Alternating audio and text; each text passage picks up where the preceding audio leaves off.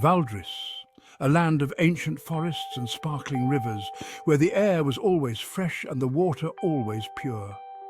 Towering mountains touched the clouds, their peaks often shrouded in mist and mystery. Crystal clear lakes reflected the sky, creating a mirror image of the heavens above. The people were kind, their hearts pure, always ready to lend a helping hand to their neighbors. They lived in harmony with nature, their lives interwoven with the magic of the land, sharing their world with mystical creatures. Legends whispered on the wind, carried on the breeze, tales of old that spoke of wonder and enchantment. One tale, whispered more than any other, was the legend of the celestial stag, a creature of immense beauty and grace. A creature of pure light, they said, with antlers that glowed like the stars, a symbol of balance and hope, embodying the very essence of harmony and prosperity. The stag, it was told, resided in the Whisperwood, a forest filled with ancient magic and untouched by time. A place of powerful magic, untouched by darkness, where the light always prevailed. To see the stag was a blessing, a rare and wondrous sight that filled hearts with joy. To be touched by its light, a sign of immense fortune, believed to bring great prosperity and happiness. Generations grew up hearing tales of the stag, its legend woven into the fabric of their lives, passed down from elders to children. It was more than a story. It was a living legend, a part of their very existence. It was a beacon of hope, a reminder of the magic that pulsed through the very heart of Valdris, a symbol of the enduring spirit of the kingdom. King Rogar, ruler of Valdris, was a just king. He ruled with wisdom and compassion, but even the brightest light can be dimmed. A sickness spread across the land, crops withered, their leaves turning to dust. The rivers, once overflowing, slowed to a trickle. The land, once vibrant with life, grew quiet. Fear took root in the hearts of the people. The king, seeing his people suffer, felt a deep sorrow.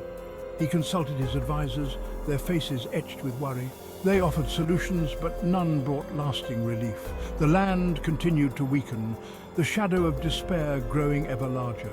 King Rogar, his heart heavy, knew he had to find a solution. The fate of Valdris rested upon his shoulders. Desperate to save his kingdom, King Rogar issued a proclamation. He called upon his bravest knights and wisest scholars. He promised a grand reward. Find the source of this blight, he declared, his voice echoing in the throne room. Restore Valdris to its former glory. The fate of our kingdom rests upon your success. The knights, eager to prove their valor, rode out from the castle. They searched high and low, their swords gleaming in the fading light. The scholars, armed with knowledge and ancient texts, pored over scrolls and maps. They sought answers in the stars, in the whispers of the wind. But their efforts proved futile.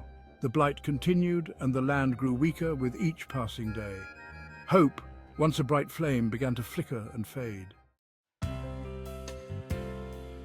Elric was a humble woodcutter, known for his strength and kindness. He lived a simple life on the edge of the Whisperwood, a vast and ancient forest.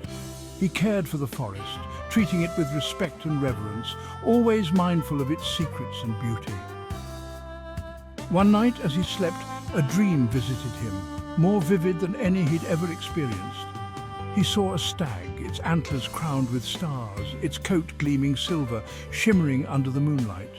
The stag spoke, its voice a melody that echoed in his soul, resonating with a deep, ancient wisdom. "The forest holds the key," it whispered. "Seek me out, Elric. The fate of the land depends on it.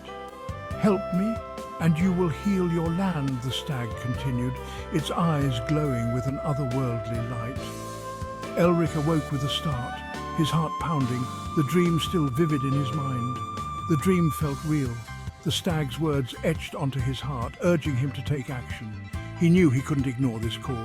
The forest needed him, and so did his people. Leaving his humble dwelling, he ventured into the Whisperwood, guided by the memory of the dream and a growing sense of purpose, determined to find the mystical stag. He carried no sword, no armor, only his trusty axe. Only his axe and the unwavering belief that he could help his people, driven by the hope that the stag's promise would come true. Section 5. Into the Whisperwood. The Whisperwood was a place of ancient magic. Trees older than time itself reached towards the heavens. Sunlight filtered through the leaves, painting the forest floor in dappled light. Strange and wondrous creatures made their home here, their eyes watching Elric as he passed. But Elric felt no fear, only a sense of peace and a growing anticipation. Deeper and deeper he journeyed, following the pull of an unseen force. The forest whispered around him, its voice a low murmur that seemed to guide his steps. He crossed babbling brooks, their water sparkling with an otherworldly glow.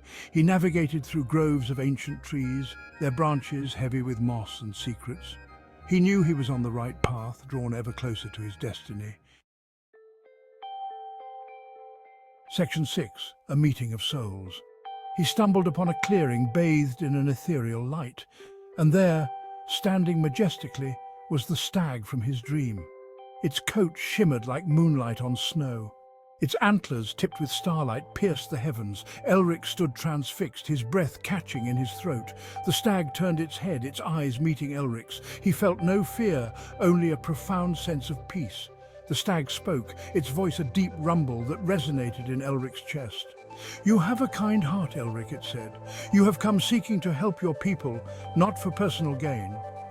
Elric, humbled by the creature's presence, bowed his head. "I only wish to ease their suffering," he said, his voice barely a whisper. "Tell me, how can I help?" Section 7. The Blessing of the Stag. The stag lowered its head, its antlers almost touching Elric. "The land is out of balance," it said, its voice filled with sadness. "A darkness has taken root, poisoning the earth." It touched Elric's forehead with its nose, a jolt of energy surging through him. "Carry this blessing," it whispered. "Go to the source of the river, the heart of the forest. There you will find what you seek." As quickly as it appeared, the stag vanished. Elric, filled with a renewed sense of purpose, set off deeper into the Whisperwood. He followed the stag's instructions, his heart pounding with each step. He knew the fate of his kingdom rested on his shoulders, and he was determined to succeed. The stag's blessing filled him with strength, guiding him towards his destiny. Section 8.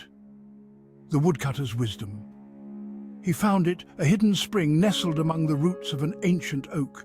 The air around it crackled with a dark energy. Elric instinctively knew this was the source of the blight. He knelt by the spring, the stag's blessing tingling in his veins. He reached out not with fear, but with compassion. He understood. The land wasn't being poisoned, it was hurting. He sang an ancient lullaby, a song his grandmother taught him, a song of peace and healing. The dark energy responded, swirling around him but not harming him. It felt like a scared child lashing out in pain. He continued to sing, pouring his love and concern into the melody. Slowly, the darkness receded, replaced by a gentle, warm light. Section 9. A New Dawn for Valdris.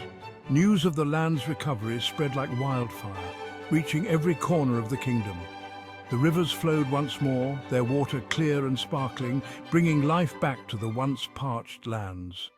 The crops, once withered and brown, sprang back to life, bursting with colour and vitality, promising a bountiful harvest. The people rejoiced, their faces lit with hope once more, celebrating the return of prosperity and peace. King Rogar, overwhelmed with gratitude for the hero's deeds, summoned Elric to the castle. He offered him riches, a place of honour by his side, and the highest accolades of the land. But Elric, ever humble and true to his nature, refused the material rewards.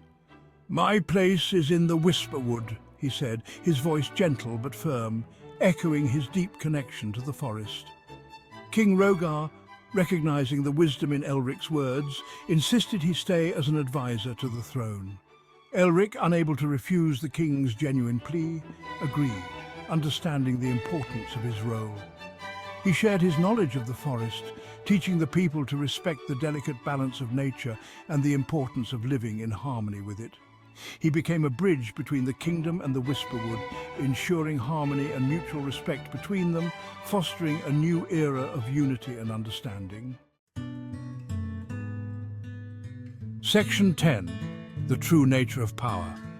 Under Elric's guidance, Valdris flourished. The blight became a distant memory, a reminder of a time when balance was lost.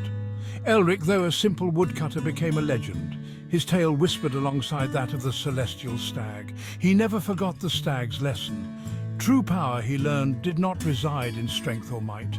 It lay in compassion, in understanding, in living in harmony with the world around him.